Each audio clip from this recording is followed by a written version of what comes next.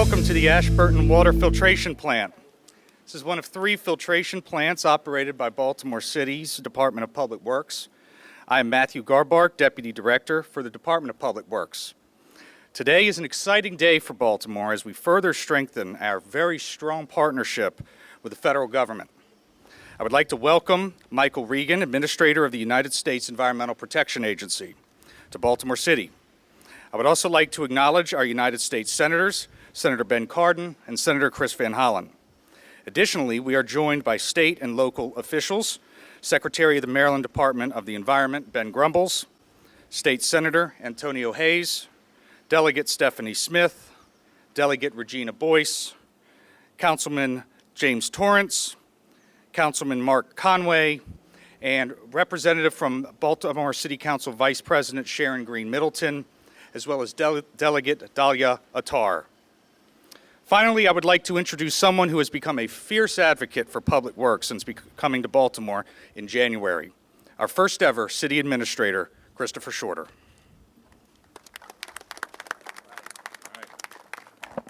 Thank you, Matt. And good morning, everyone. Again, my name is Chris Shorter, the City Administrator here in Baltimore. It's a great and beautiful day in Baltimore City. Our Mayor Brandon Scott could not be with us today, but I bring you warm greetings and a big welcome to Baltimore City. We are, of course, honored today to be joined by EPA Administrator Michael Regan. Thank you for being here. I understand that it is your first official visit to Maryland, and we are thrilled that you have chosen Charm City as the first stop. I also want to thank all of the elected officials that Matt has acknowledged for joining us today. And last, but certainly not least, I want to acknowledge and thank our Y2O alumni and participants who have joined us today. We just had a great conversation a few minutes ago. If you would give them a round of applause and give yourselves a round of applause. I don't know if it needs to be said, but this is a very big deal today. We are and have the opportunity to continue to support young people and continue to support DPW in its efforts to make sure that our workforce remains sustainable. Y2O is a public-private job partnership spearheaded by Baltimore City Department of Public Works and its partners, the Mayor's Office of Employment Development. I want to acknowledge Director Jason Perkins Cohen, who has also joined us today.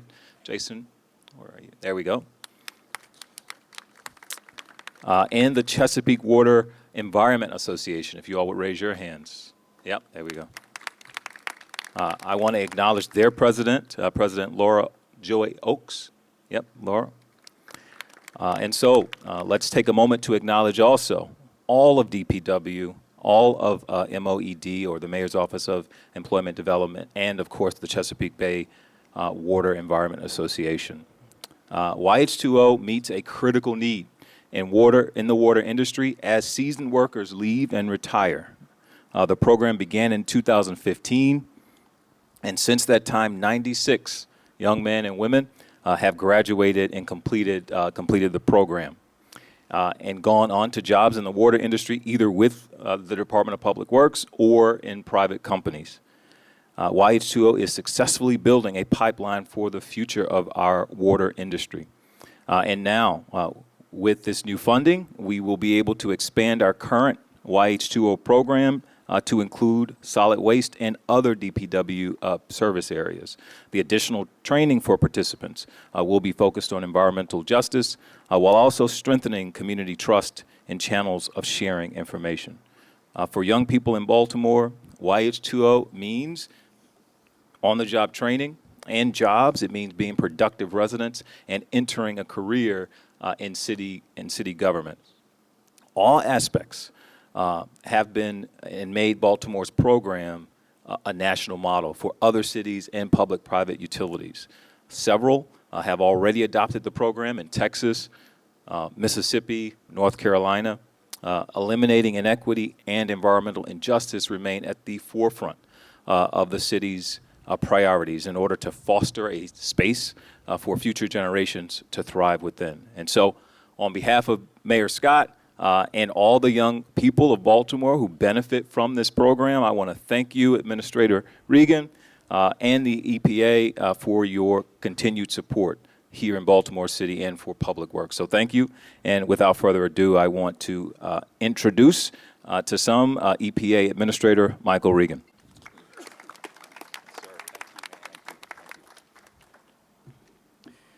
Good afternoon, and thank you, Chris, for your leadership. You know, I would be remiss if I did not acknowledge the loss that's been experienced in Miami with the collapse of the condominium. So our thoughts and prayers are with our sisters and brothers there who are experiencing loss, and thankfulness to the first responders who are looking after our folks down there. You know, I am really thrilled to be here in Baltimore today. I want to thank Senator Cardin, Senator Van Hollen, Secretary Grumbles, Matt, and most of all, the Y2O Program alumni and participants for being here today. Being here today together, in person, vaccinated, to support jobs and water infrastructure shows just how far we've all come. And the American Rescue Plan helped get us here. President Biden and Congress recognized that we had an opportunity to emerge from the COVID-19 pandemic stronger than before. They seized that opportunity with the American Rescue Plan, which is getting our health, our communities, and our economy back on track. But it's not just about getting back to where we were. It's about getting to where we need to be as a nation. It's about who America is going to be. It's about ensuring that the country we love lives up to the highest of ideals. To do that, we must be clear-eyed about our values and our priorities, and we must put resources behind them. The American Rescue Plan does exactly that by dedicating $50 million for the EPA to advance environmental justice. This funding will go towards grants, contracts, and other agency activities that will help address the environmental and public health harms that underserved communities have disproportionately borne for decades. Today, I am proud to share how EPA plans to put those funds to work. We know just how important it is to get this money out to communities, and we're excited to let our communities know that we are here to partner and we are here to help. Nearly $16.7 million will more than double EPA's funding to critical, important EJ grants. And today we're sharing a list of 14 new grant recipients for a total of $2.8 million in funding. $7 million will fund electric school buses throughout a tailored use of the Diesel Emissions Reduction Act rebate program with the goal of reaching fleets in underserved communities with multiple air quality and health challenges. More than $5 million will be used to expand civil and criminal enforcement to include monitoring near low-income communities and drinking water sources for pollution. $5 million would help communities tackle the challenge of assessing, cleaning up, and preparing brownfield sites for redevelopment. And more than $4.8 million will fund the Children's Healthy Learning Environments Grant and Pediatric Environmental Health Specialty Units, which helps reduce children's environmental exposure and address children's COVID-19 environmental health risk. And $4.7 million will be used for drinking water and compliance monitoring in hard-to-reach rural and tribal communities. And then there's more. We're thrilled to release the full plan today so that communities can see the scope of activities receiving these precious resources to support on-ground community efforts. I'm proud that one of the first recipients of these funds includes Baltimore's Y2O Program, which is receiving a $200,000 grant. Yes. Receiving a $200,000 grant to help advance the great work that's already been done. Y2O's mentorship and training program is helping young people enter careers in water infrastructure. Clean and safe water has and will play a critical role in keeping people healthy throughout the COVID-19 pandemic. Ensuring a strong future water workforce has never, ever been more urgent. Our nation's water infrastructure is aging and in needs of upgrades, repairs, and replacement. President Biden has made it clear that this administration is committed to building a modern, climate-resilient water infrastructure, revitalizing our drinking water, wastewater, and stormwater systems, and replacing lead service lines that still exist in too many overburdened communities. Because we know that improving our water infrastructure is good for people's health, it's good for communities, and guess what? It's also good for jobs. That's why I'm so excited to be here today, to meet with Y2O participants. This program has a track record of success, and it was a pleasure to hear from the participants this morning about their experiences, but more importantly, their hopes for the future and their opportunities to be leaders in this industry. After speaking with these outstanding young people, I'm confident that our investment is a step towards getting us to a powerful water workforce that our future demands and our community deserves. This is just the beginning. Soon we will be announcing additional support for programs that benefit communities all across the country and their efforts to improve air quality, deliver safer drinking water, revitalize brownfields, address priority tribal concerns, and much, much more. So I'm really, really excited to be here. Thank you all for having us today. And now it is my pleasure to meet a young man who has become my new hero, Alexander Sears, a Y2O program graduate. Thank you.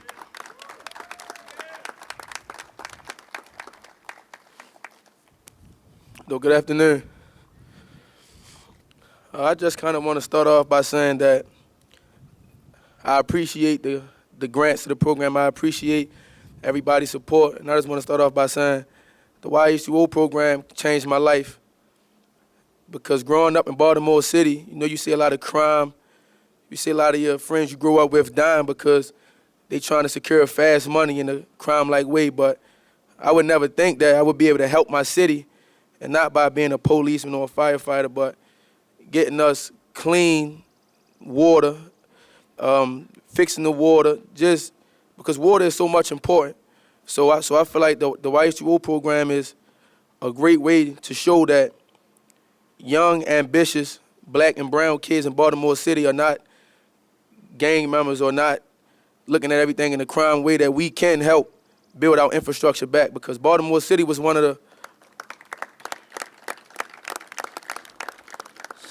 because Baltimore City has a lot of history here. We were one of the first cities to have a water plumbing system. We were one of the first cities to have street lights, a lot of things. So when we go to a job and there's water coming from the street, we have to understand that we're dealing with old pipelines. We're dealing with old galvanized water services. So when we go down there and fix it, it kind of makes you feel good that you're ensuring that everybody has water to wash up with. And like John said earlier, you're making sure that we're able to flush the toilets correctly. So that, and I have to look at something else about the program that we learned too. And the two words that come to mind is unity and perseverance. And the reason why I say unity, because when you get in the classroom and the program teaching you how to talk well, teaching you how to deal with your peers well, because a lot of the times when you're from different neighborhoods, you might frown up and look at another brother or another sister a certain kind of way. But Mr. Green and a lot of other people in the program taught us to come together and build a ladder to be able to climb very high. And then the reason why I use the word perseverance is because a lot of the times you have people coming from certain backgrounds that can't articulate themselves in a manner that they're trying to, because some of the harsh realities that we live. So a lot of the times we have built up emotion that comes out as anger, and the program helped us simmer down, calm down, and express ourselves in a powerful way, because we are powerful people and powerful young kids as well. So, and I just feel like by this program having light shed on it and becoming a bigger program, I feel like it's actually going to lower a lot of the crime rates, because it's giving a lot of kids opportunity to have careers at a young age. And I never looked at credit the way I did before the program. I never looked at owning a house the way I did before the program. And it's like the program just broaden your horizon on a social level and an economic level to understand that there's things more to, you might want to pair tennis shoes or you might want to pair this, but the program teaching you, no, you want to buy this house. You know what I'm saying? I mean, you might grew up on this block. Now let's actually buy the block back. So it's like, I want to end off with saying that I just love the fact that I was able to come together with peers that look like me, act like me, talk like me, and we're able to show the world that we are powerful human beings and that there's so much more to Baltimore City, that since we're one of the first cities with water, the young kids are going to help ensure that we stay one of the major cities and protecting and fixing our water forever. All right, thank you.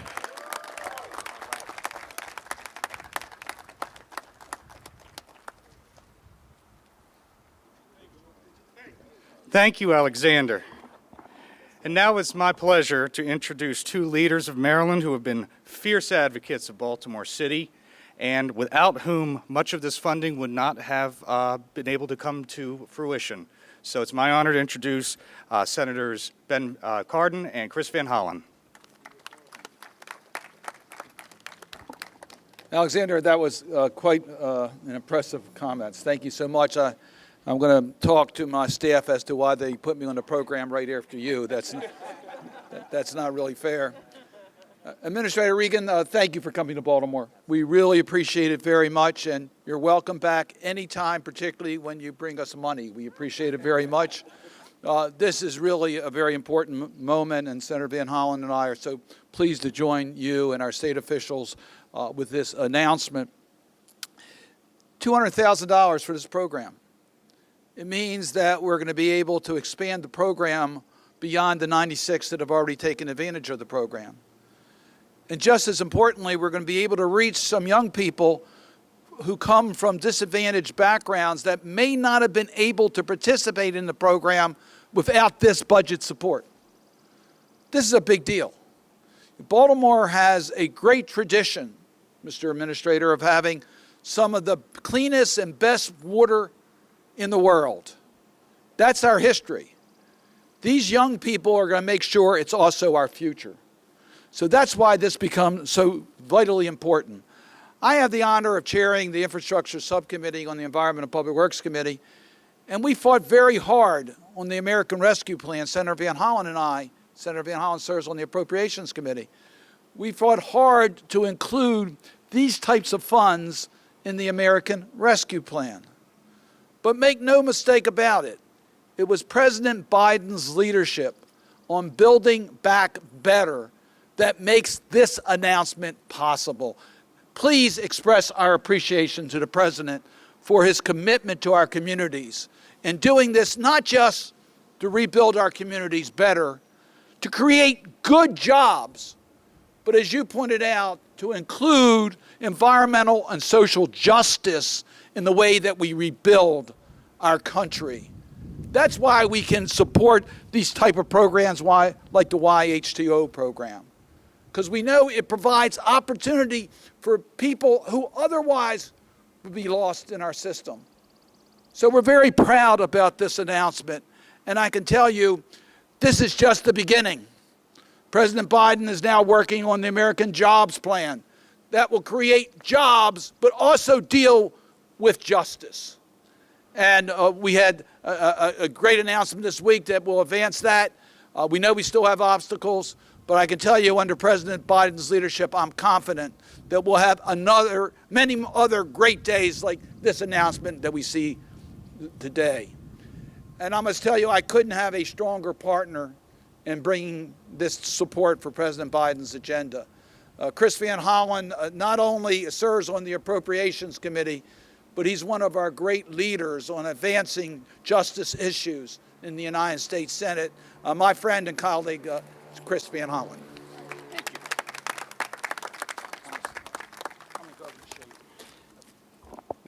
you. Well, thank you, Ben. And it is wonderful to be here with DPW, and it's especially great to join with all of you as we welcome our terrific EPA Administrator, Regan. So thank you so much for being here in Baltimore, number one. Secondly, choosing Baltimore to be the place where you're making the announcements about the other investments that EPA and President Biden and this administration are making around the country today to better protect our environment and to advance social and environmental justice. So thank you for that. And of course, thank you also for announcing the $200,000 grant to further strengthen and expand the Y2O program. And we had a chance, as the administrator said, to meet with many of the terrific graduates of this program and to hear firsthand how this has been a life-changing experience and opportunity. Alexander, thank you for your testimony about how it changed your life. And thank all of you who met with us for talking about your experience. And most of all, thank you for what you're doing to deliver clean water to the people of Baltimore. You know, a lot of people just take for granted. They just take for granted when they turn on that faucet that it's going to be clean water coming out the other end. All of you know that's not anything to be taken for granted. This is something you need to have the skills and expertise and experience to know how to do. And this has been a win-win-win program. It's a win for all of the young people who went through the program and who, as a result, have a good, steady job, a career path. It's, of course, a win for the people of Baltimore City to have cleaner water. And it's a win for our future because all of you, as we discussed, are going to be carrying that torch and carrying that message to others in our community about both the opportunities here, but also the importance of protecting our environment, our water, our air, our open spaces. And that, of course, is what our administrator is in charge of doing for the whole country. This is a team effort, and I want to thank the administrator and the president for their leadership in announcing the American Rescue Plan and putting the pieces together. And I was proud to join with my friend and colleague, Senator Ben Cardin, in passing this legislation through the United States Senate. The vote shouldn't have been as close as it had to be, but it was an example of every single vote does count. And we got this over the finish line, and that's why we're here today, because those resources are available. And as Senator Cardin said, we now are going to be working with Administrator Regan, President Biden, Vice President Harris, and our colleagues to take some next steps through the American Jobs Plan to modernize our infrastructure, which is something you're doing right here and now, but we all know you need the resources to really finish the job. And to pass the American Families Plan, which will invest in more opportunities for our workforce on a grand scale, starting with early education, investing in public education, investing more in workforce training and opportunities. So this is a team effort. I want to, again, thank the administrator. I want to thank the mayor, Chris Shorter. Thank you for you and your team, to DPW, to our state legislators who are here, and to the members of the City Council. And it is a team effort. Next, I'm pleased to bring up the Maryland, essentially, the Maryland Secretary of Environment, somebody who I know Administrator Regan knows well, Senator Cardin knows well. Senator Cardin was being very modest. He chairs the subcommittee that oversees a lot of the investments in infrastructure. I serve on the Appropriations Committee, so together we can work on both pieces of this important puzzle. Secretary Grumbles is our point person when it comes to the Maryland Department of Environment. We also work very closely with him and his team, and so it's a great pleasure to bring up Secretary Grumbles. Thank you. This is the first time in recorded history that Senator Van Hollen's remarks were followed by grumbles. I know I speak for Governor Hogan and the entire awesome Maryland congressional delegation in saying to you, Mr. Administrator, the sun will always be shining when you visit Maryland. This is an important day. It's important, and the Hogan administration is proud of the progress, the environmental progress we're making, and the bipartisan partnerships we're building on infrastructure, health, and equity. And like every other speaker, we were blown away by the model for the nation of Y2O. and the leadership of Baltimore City and Department of Public Works. Water is life, sanitation is dignity, and access is justice. And so we all absolutely are committed to making real and lasting progress for environmental protection and environmental justice and environmental equity, including economic equity. So I come less to speak and more to hire. Maryland Department of the Environment is looking for graduates who aren't already claimed by the Department of Public Works. We know that the graying of the water sector workforce is a real challenge. And so when you have examples of apprenticeships, learning new skills to serve the water sector, that's outstanding. And we're excited about the bright future for green jobs and a clean and healthy economy. And now it's my honor to bring up Yolanda Winkler, the Director of Communications, appropriately dressed in brilliant blue, who also just inspired all of us in introducing us to the Y2O partners. Thank you so much. Thank you. Thank you. Thank you, Secretary Grumble. So in closing, I want to first thank our mayor, because, you know, the youth are very, very important to our mayor. You are important to him.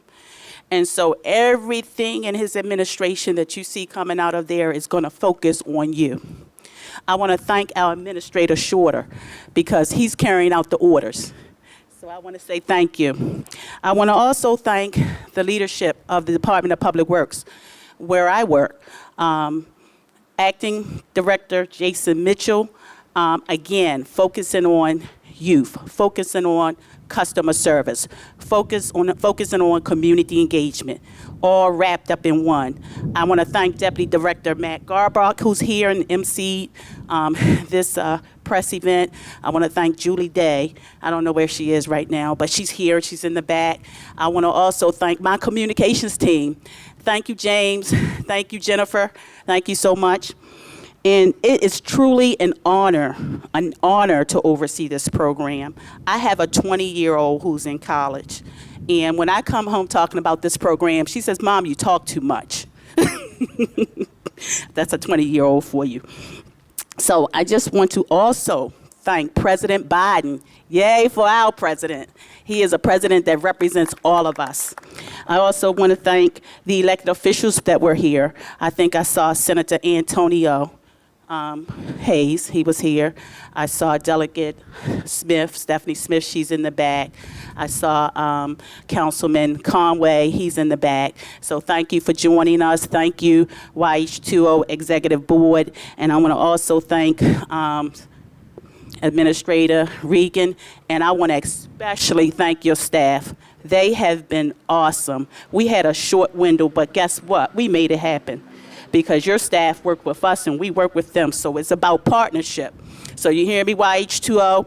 Alexander spoke about unity. It was clearly unity as we endeavored to ensure that this announcement goes off without a hitch. And so, of course, now we'll take a few questions from the media on today's announcement, and I'll sort of direct the questions. Afterwards, I want my YH2O participants to stay in place and then join us at the end of the questions under the tent for a group picture, okay? All right. We'll hear from the media. Any questions?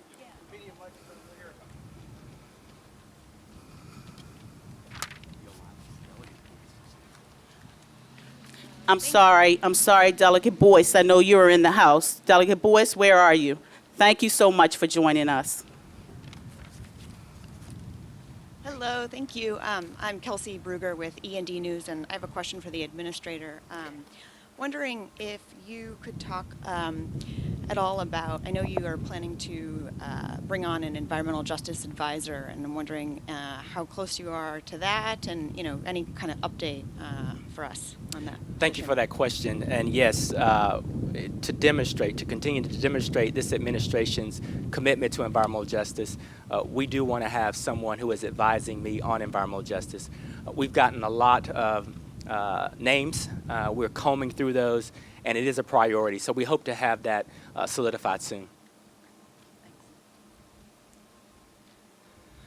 Administrator Regan, hi. Stephen Lee from Bloomberg. I know that the president's budget proposes creating a new national environmental justice program office. Just wondering if you could talk a little bit about, if that budget request is approved, how would that new office sort of change day to day what the EPA is already doing on environmental justice for communities like Baltimore? Well, thank you for that question. The president's budget is a very serious investment in environmental justice and equity. We currently have an Office of Environmental Justice. These resources will bolster and accentuate the pent-up work that the EPA staff have wanted to do for so many years. So we are not starting from scratch. We are building upon a very strong foundation. We're also going to have that office have the necessary resources to be fully integrated into all of our media resources. My directive to my staff at EPA is to take a look at how environmental justice and equity is embedded in all of our regulations, our policies, our contracting, and our procurement.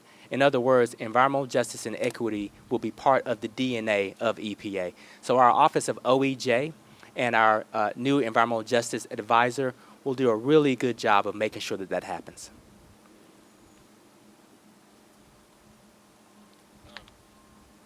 Bryn Stoll with the Baltimore Sun. A question on the grants announced today.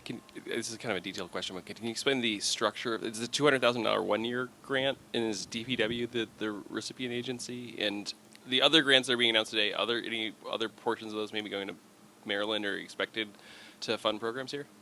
You know, I don't have the details at my fingertips on exactly who the recipients are, but okay, that's great. Yep. Any other questions? Got time for one more. Okay. Senator Van Hollen, I know that you've spoken a lot about the cleanup of the Chesapeake Bay, and I just wondered if you could provide any update on sort of what you are doing and what's the latest on the cleanup.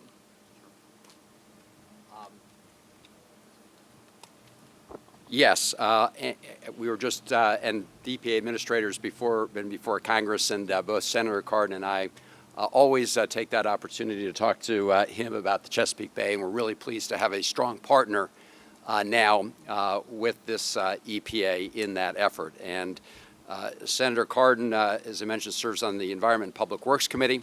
I serve on the Appropriations Subcommittee that helps fund EPA, and what I can say is, over the last 4 years, despite budgets that came from the previous administration to, in the first instance, wipe out entirely the federal funding for EPA, Senator Cardin and I worked with our partners on a bipartisan basis in the Senate, not only to maintain that funding, but to increase it to over $85 million, number one, also to add an authorization to also include the Fish and Wildlife Service. I think both of us were pleased to see the most recent assessment from scientists regarding the health of the bay. At least we weren't slipping backwards, but as you know, the health of the bay is a constant challenge. More and more people are moving to a multi-state area, and that means more and more pressure on the bay from all forms of pollution, whether it's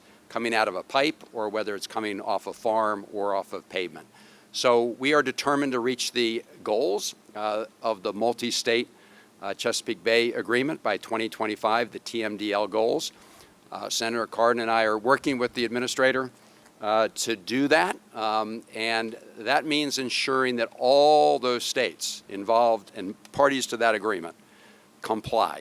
And that is an ongoing challenge, and we are going to need the continued help of the EPA to accomplish that goal. And let me invite up my friend and colleague, Senator Cardin, as well, because this has been such a good team effort. Yeah, I really appreciate that question. I agree completely with Senator Van Hollen.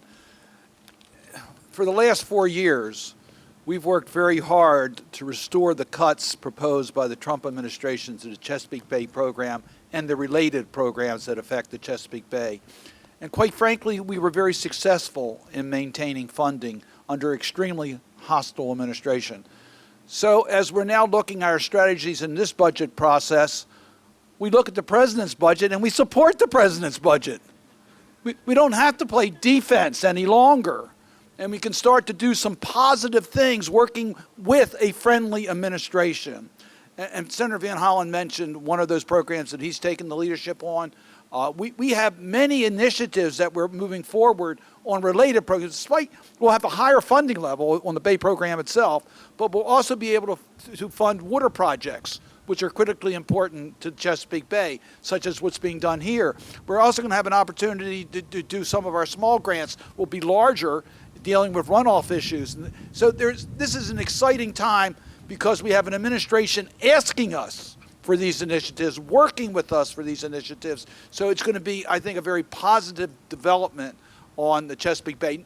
And Senator Van Hollen's absolutely right. We have challenges. Make no mistake about it. Most recent report card, a B- or C, that's not acceptable. We got to do better, but we've made a lot of progress.